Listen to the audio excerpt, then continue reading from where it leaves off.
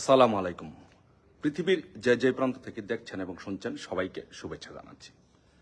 So অনেকদিন যাবৎ লাইভে আসি না, লাইভে কথা বলি না, বাট আজকে একটা নিউজ দেখে, সামাজিক যোগাযোগ মাধ্যমে একটা নিউজ দেখে আর চুপ থাকতে পারলাম না।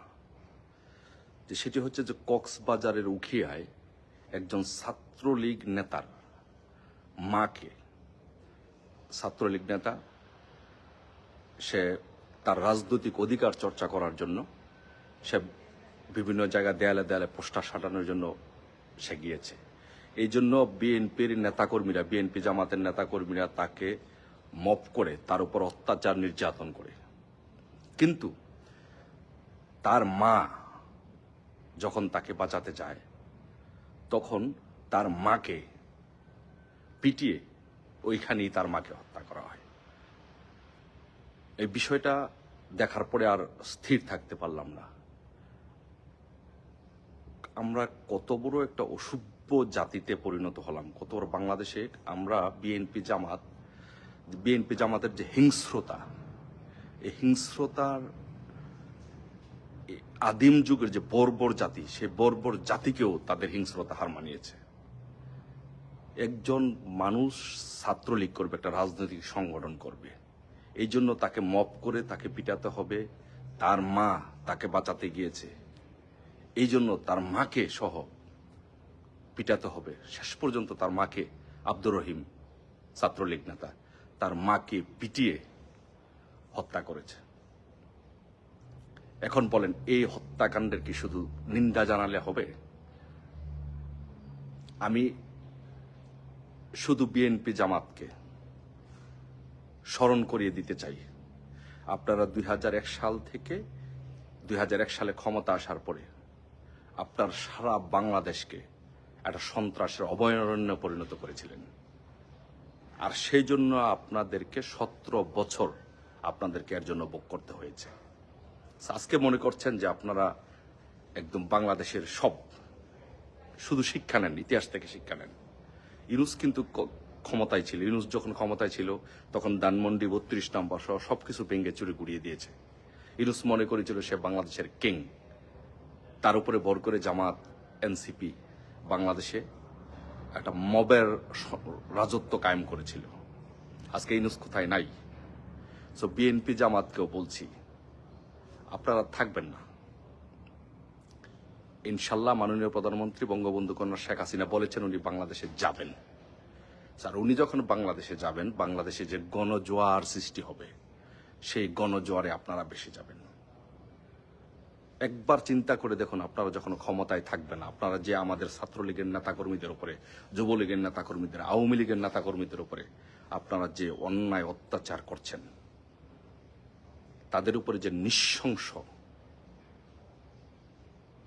হামলা চালাচ্ছেন, ছাত্রলীগের নেতাকর্মীদেরকে না পেয়ে তাদের মা বাবাকে নির্মমভাবে নির্যাতন করছেন, এর জবাব একদিন বাংলাদেশে দিতে হবে।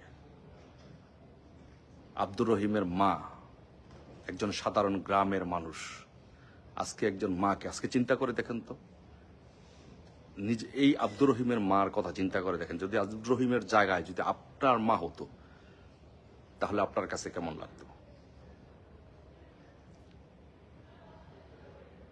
আপনার মা, আব্দুর রহিমের মা না হয়ে যদি আপনার মা হতো, আপনার কাছে কেমন লাগতো? সো এই নৃশংসতা বাংলাদেশে বিএনপি জামাত ক্ষমতা আসার পর থেকেই, ইউনূসের এক্সটেন্ডেড সরকার, তারা হামে 400-র উপরে শিশু মারা গিয়েছে, পত্রিকায় এসেছে, কিন্তু অ্যাকচুয়ালি সেটা 1000-এর উপরে। সেই শিশুদেরকে রক্ষা করতে পারছে না। বাংলাদেশের মানুষের চাকরি নাই, ব্যবসা বাণিজ্য সবকিছু ধ্বংস হয়ে গেছে। এইগুলো নিয়ে কোনো সরকারের কোনো মাথা ব্যথা নাই। আওয়ামী লীগ শুধু দেখলেই আওয়ামী লীগ হত্যা, আওয়ামী লীগকে নির্যাতন করতে হবে, ছাত্রলীগকে নির্যাতন করতে হবে, ছাত্রলীগের নেতাকর্মীদেরকে মারতে হবে। সো আপনাদের ব্যর্থতা দায় ছাত্রলীগকে মেরে, ছাত্রলীগের যুবলীগকে মেরে আপনারা যদি আপনাদের ব্যর্থতার দায় আড়াল করতে চান, মানুষের নজর যদি ভিন্ন খাতে প্রভাবিত করতে চান, সেটা সম্ভব হবে না। খুব বেশি দূরে নাই, অচিরেই ইনশাল্লাহ এই দেশের জনগণ আপনাদের এই সকল অন্যায় অত্যাচারের জবাব বাংলাদেশ দিবে। আর বাংলাদেশ আওয়ামী লীগের ইতিহাস, ছাত্রলীগের ইতিহাস আপনারা খুব ভালো করে জানেন। যখন বাংলাদেশ আওয়ামী লীগ ঐক্যবদ্ধভাবে রাজপথে নামবে ইনশাল্লাহ, সব কিছু ইনশাল্লাহ বাতাসের মতো উড়ে যাবে। ইনশাল্লাহ এর জবাব আমাদেরকে দিতেই হবে।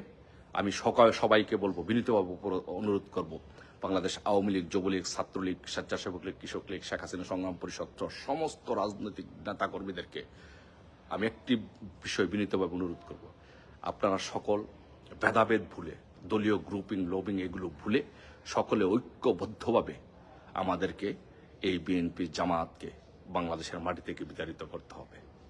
নয়তো আমাদের সামনে আরো কঠিন দিন আছে। তাই সবাইকে বলবো, ঐক্যবদ্ধভাবে আসুন এই অন্যায়ের প্রতিবাদ করি। আব্দুর রহিমের মাকে আজকে মেরেছে, আগামীকাল আপনার মাকে মারবে, আমার মাকে মারবে। তো এটা হতে পারে না, এটা চলতে দিতে পারে না। ইনশাল্লাহ সকল ঐক্যবদ্ধভাবে এর প্রতিবাদ করতে হবে। জনাব তারেক রহমান, আপনি মনে রাখবেন, সেই 2001 সালের কাহিনী আপনি ভুলে যাবেন না। আপনাকে অবশ্যই দেশ ছেড়ে পালাতে হবে আপনার এইসব অপকর্মের জন্য। ধন্যবাদ সবাইকে। লাইভে আসতাম না, তাৎক্ষণিকভাবে লাইভে আসলাম। আমি মনে করি যে আব্দুর রহিমের মাকে মেরেছে মানে হচ্ছে আমার মাকে মেরেছে, এর প্রতিবাদ না করলেই নয়। শুধু এই প্রতিবাদটুকু করার জন্য লাইভে আসলাম, দুটি কথা বললাম। ধন্যবাদ সবাইকে। জয় বাংলা, জয় বঙ্গবন্ধু।